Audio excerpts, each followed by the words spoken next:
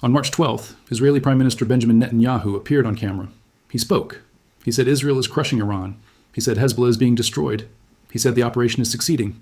The video was posted on his official channel, and within hours, it had been seen by millions of people. And within those same hours, something unusual happened. A significant portion of those viewers, not Iranian state media, not pro-Iran accounts, but mainstream Western commentators, American political figures, and ordinary citizens with no particular stake in the conflict, began asking a question nobody had asked publicly about a sitting Western leader in recent memory. Was that real? Candace Owens, an American commentator with millions of followers, posted on X, "Where's Bibi? Why is his office releasing and deleting fake AI videos of him? And why is there mass panic at the White House?" The post spread. People began frame-by-frame analysis of the video, pointing to what appeared in one specific frame to be an extra finger on Netanyahu's right hand. The Israeli Prime Minister's office responded, "These are fake news. The Prime Minister is fine." Fact-checkers at Snopes confirmed Netanyahu had appeared live at a press conference the previous day and had been photographed at a missile impact site in Beth Shemesh. Netanyahu is alive. The video appears to be real, but that is not the story. The story is that a video of a sitting head of government during an active war, a war that has been running for 2 weeks, a war that involves the United States military, a war that is disrupting 20% of global oil supply, generated enough genuine public doubt about its authenticity that major Western commentators felt compelled to ask whether it was AI generated. And the story is what that doubt reveals about the information environment that Israel has deliberately constructed inside its own borders. Since February 28th, Israel has imposed a near-total media blackout on damaged imagery from inside the country. Not partial, near total. International journalists cannot move freely to impact sites. Israeli media operates under military censorship guidelines that restrict what can be shown about missile damage. The IDF releases the information it chooses to release, at the timing it chooses, in the format it chooses. What gets out is what Israel allows out. What does not get out? The footage of what cluster munitions actually do to Israeli neighborhoods, the real casualty figures, the real scale of building damage does not get out, because Israel has made a specific institutional decision that it should not. This is not unusual for a country at war. Every military in every conflict manages its information environment. What makes Israel's situation unique in this war is the specific combination of a near-total internal blackout with a very active external messaging operation. The press conferences happen. The official statements happen. Netanyahu's video addresses happen. The narrative of Israeli military success is maintained with precision and consistency. And simultaneously, inside Israel, a population that has received 65,000 emergency alerts in 12 days is living through a reality that is not being shown to the outside world. Into that gap between the official narrative and the undisclosed reality, the internet is filling the space with speculation. Some of that speculation is Iranian propaganda, some of it is deliberate disinformation, and some of it is the organic, inevitable result of a population that watches its leaders give polished press conference statements while their own neighborhoods receive cluster munition bomblets that nobody can stop and that nobody outside is being shown. Netanyahu's son, Yair, is one of the most active social media users in Israeli political life. He has over 280,000 followers on X. He posts constantly, 50, 60 times a day on active news days. He has been silent since March 9th. Not reduced, silent. His father's office says the Prime Minister is fine. Nobody has explained why the Prime Minister's son, a man who used his platform aggressively throughout every previous crisis, has not posted a single item in 5 days while his country is at war. The Israeli government's plane was photographed landing in Berlin. Germany confirmed the plane landed and that the German Foreign Ministry had been asked if the aircraft could park there. A German spokesperson said only the flight crew and pilot were on board, not Netanyahu. The Israeli government's planes routinely leave Israeli airspace during conflict for safety reasons. This is documented and confirmed. None of this means Netanyahu is dead. He is not. None of this means the video was fake. It was not. What it means is something more important for understanding this war.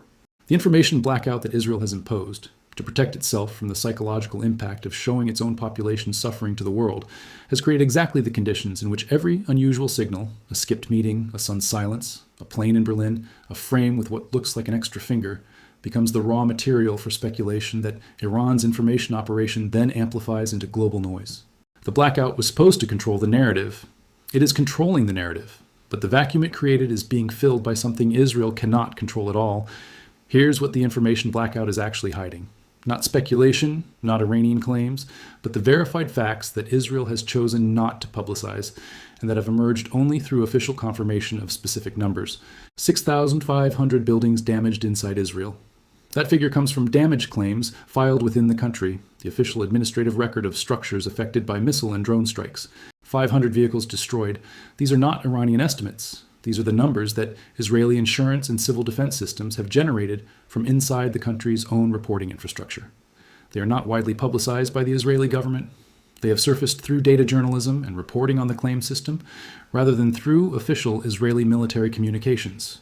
Now add the cluster munition reality. By day 10, the Israeli military confirmed that approximately half of all Iranian ballistic missiles fired at Israel were cluster munitions. Most carry between 24 and 80 submunitions. The CNN analysis of 2 separate cluster attacks documented impacts spread across 7 and 8 miles respectively. The interception rate for those submunitions once released? 0%. Not low, 0. Every cluster munition that gets through, and they are getting through because even intercepted missiles can release their payload before the intercept, deposits dozens of live explosive devices across an urban area. Homefront Command has issued public guidance on identifying unexploded submunitions on the ground. Israeli citizens are being told what a live bomblet looks like and how not to touch it. What does that do to a city? Not the immediate strike. The immediate strike is survivable for most people because shelters work and early warning systems function. And Israelis have been drilling for this for decades. What it does is something else. It makes the ground dangerous after the all clear. It means that when the siren stops and people emerge from their shelters, they do so into streets and parks and playgrounds where live explosive devices may be sitting. The psychological effect of not knowing whether the ground outside is safe, not during the attack, but after it, is qualitatively different from any previous form of missile attack Israel has experienced. And it is not being shown.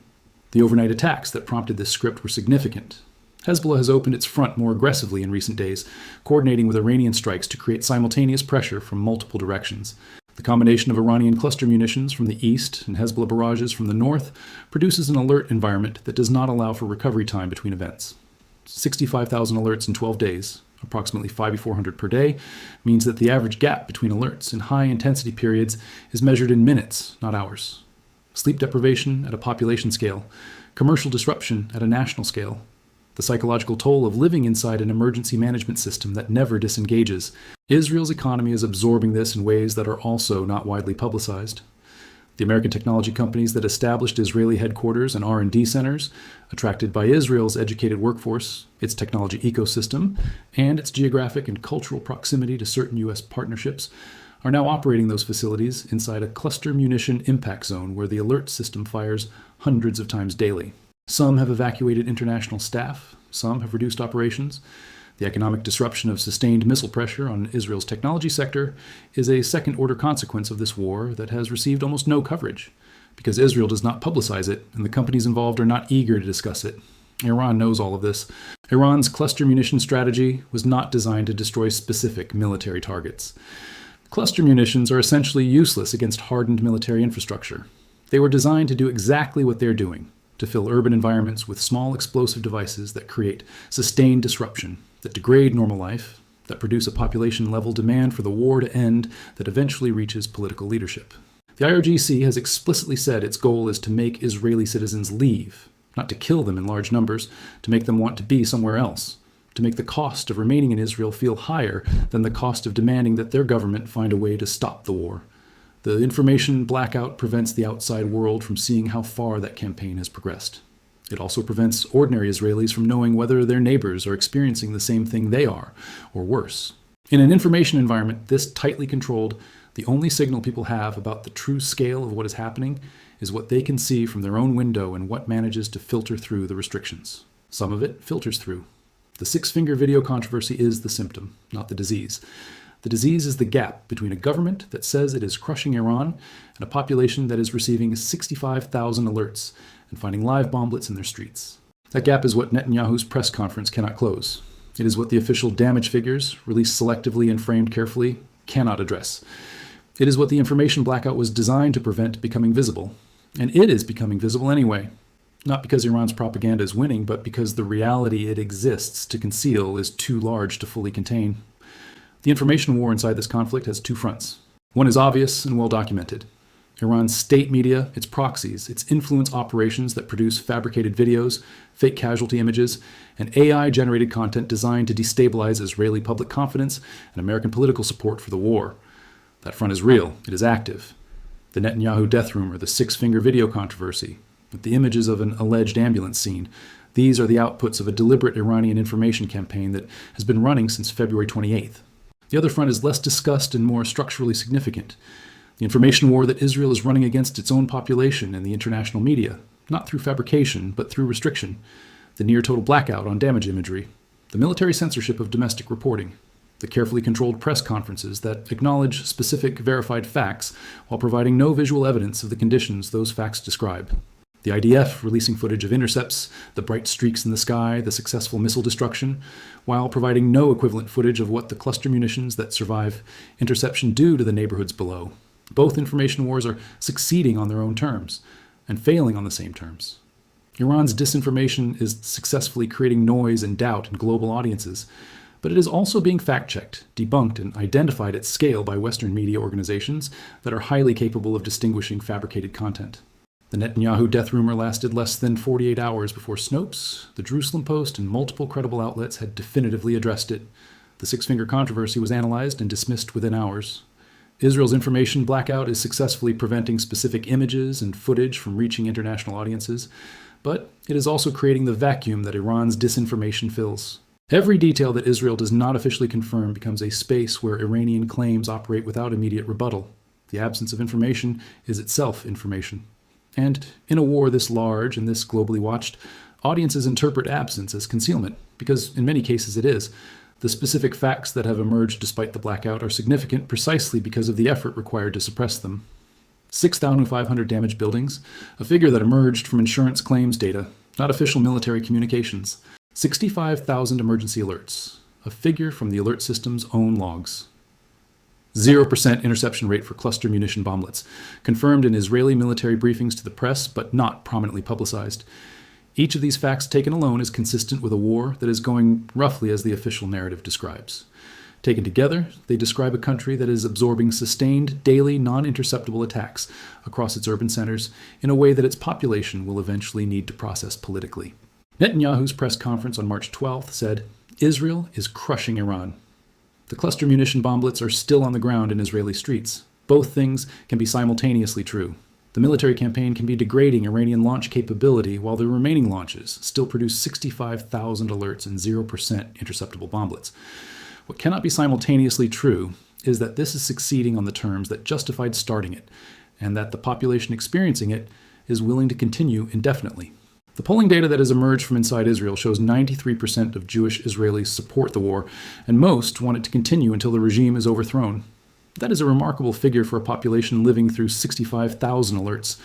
It suggests either that the information blackout has been more successful than external observers assess, or that the genuine conviction that Iran must be dealt with permanently is stronger than the discomfort of living through cluster munitions, or both. But polling data from the second week of a war is not the same as polling data from the second month. And the conditions that produce the second month's numbers are being shaped right now by what is and is not being shown to Israeli citizens about what this war is actually costing them and whether those costs are leading anywhere that looks like the outcome they were told to expect. Netanyahu's video is real. Netanyahu is alive. The six-finger frame is a compression artifact, or a trick of the light, or the result of someone looking for something and finding it. But the question Candace Owens asked, "Where's Bibi?" is not actually a question about Netanyahu. It is a question about the gap between the press conference version of this war and the street-level version. It is a question that 65,000 alert recipients are asking in their own way. Every time the phone screams again, they move to the shelter again, and they wait for the all clear again, and then check the ground for bomblets again. The blackout was supposed to prevent that question from being asked globally. It has prevented the specific footage. It has not prevented the question. Iran's cluster missiles have a 0% interception rate. Israel's information blackout has a different problem. The reality it is containing is too large, and it has been running for 2 weeks. And eventually, large things that are contained too tightly find a way out. The six-finger video is a symptom. The war is the disease. And the disease is not what either side's press conference says it is.